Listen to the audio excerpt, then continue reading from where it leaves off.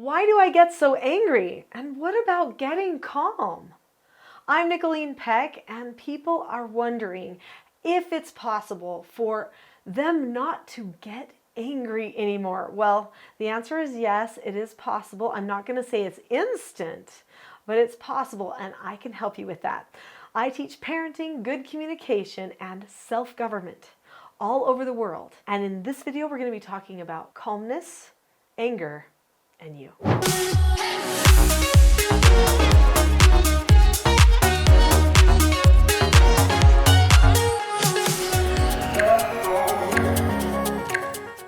In this video, we're going to be talking about anger, what happens to us when we get anger, and how to break that anger habit.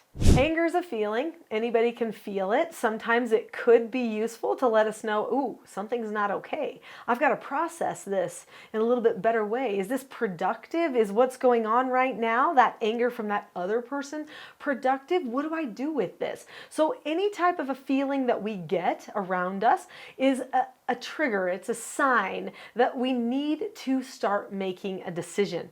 The problem that occurs is when a person feels that feeling of anger come in and then they think, oh no, this is not happening, or they feel, ooh, yes, I am so angry, I'm so mad. If they think that in their heads, then they will emote anger.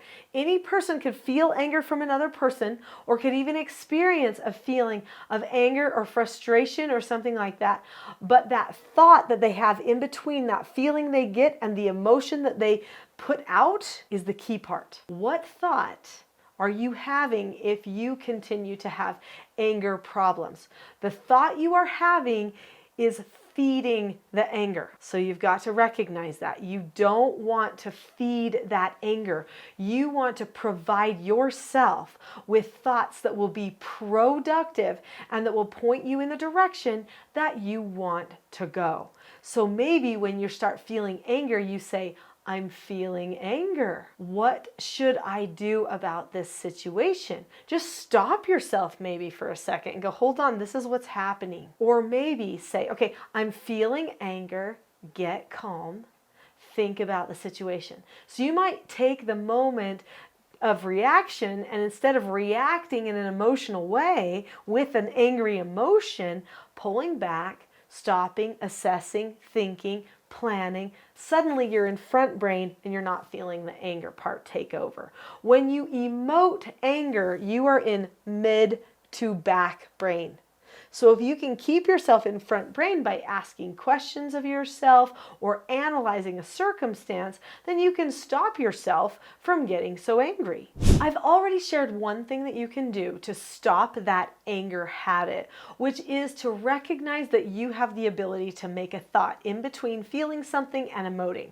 But there is more. And before we get to that, I just want to draw your attention to that button that says subscribe. Click on that button now so that you can have access to more of the Teaching Self-Government videos. And don't forget that notification bell too, because then you'll be notified when more great content like this comes out. There are many reasons that people get angry. So some people get angry because they have a need that's not getting met and they don't know how to express it, or they worry that they won't have that need ever get met. They start to just overthink on something they think they need.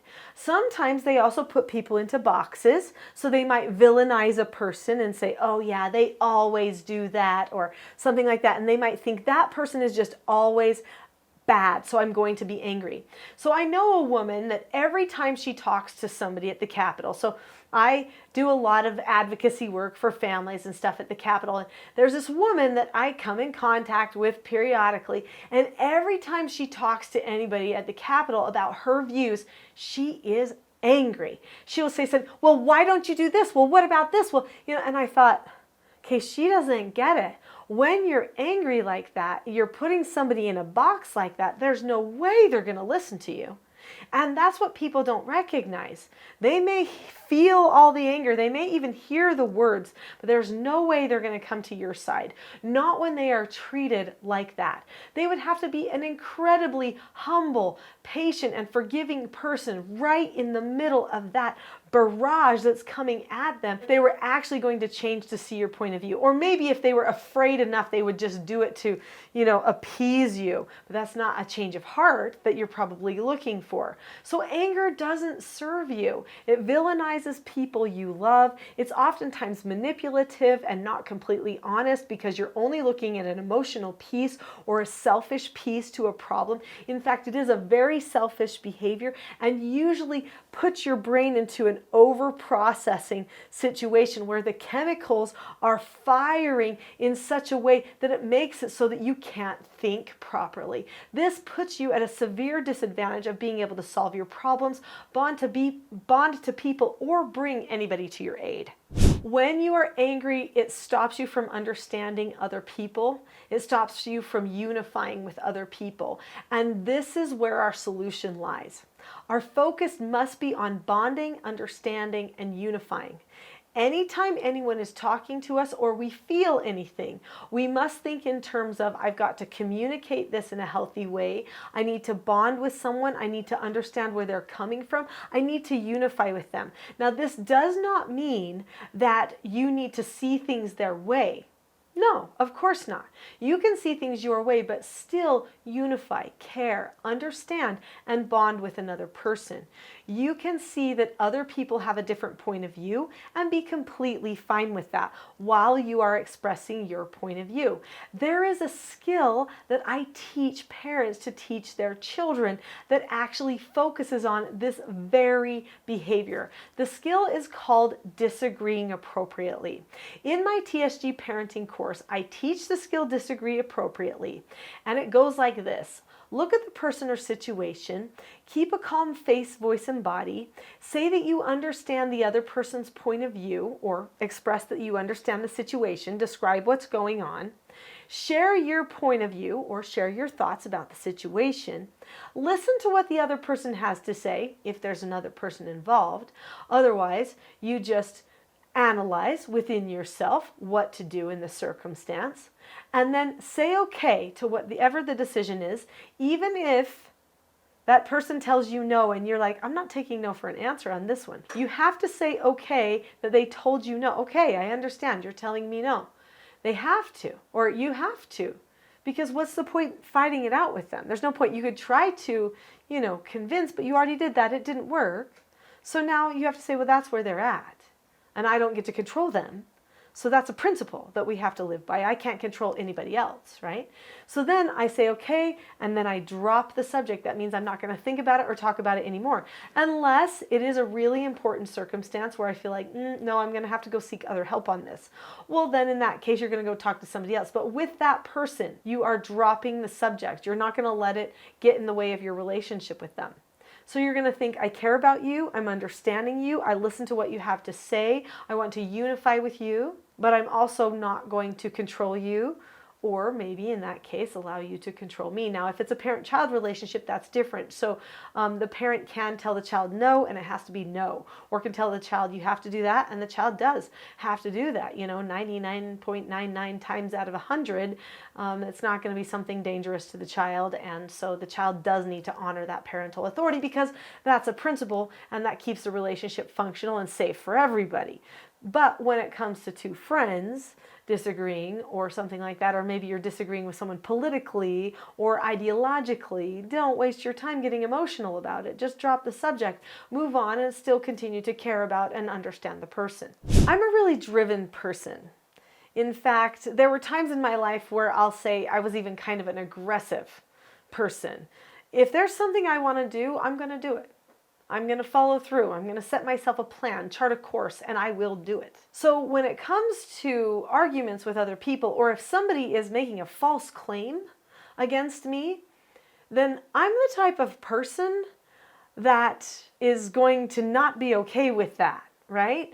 In years past, and I'm talking a long time ago, when I was an early adult or in my teen years, before I started focusing on my calmness a lot, I actually would get in yelling matches with people, especially if they were trying to perpetuate some sort of narrative that was false. Because I don't like lies. I don't like false information, especially if it's targeted at me. But I recognized after a while, I'm getting nowhere here.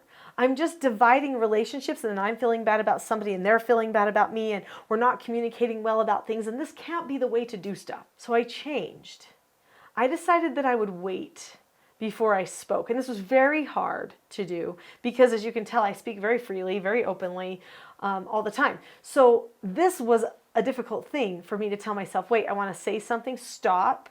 What's the truth here? Do I need to understand anything about that person? How should I phrase it that would show them that I really do want to understand them even though I disagree?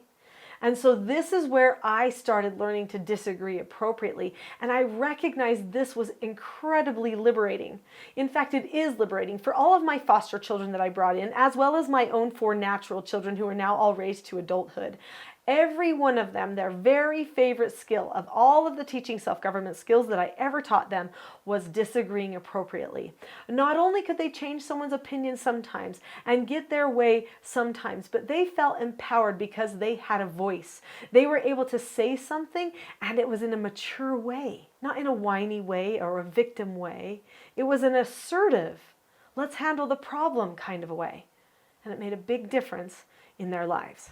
If you would like to learn how to teach the skill of disagreeing appropriately, as well as other skills of self-government, then I recommend my next video, which is the not so known secret for parenting success. Click on a link to that video now.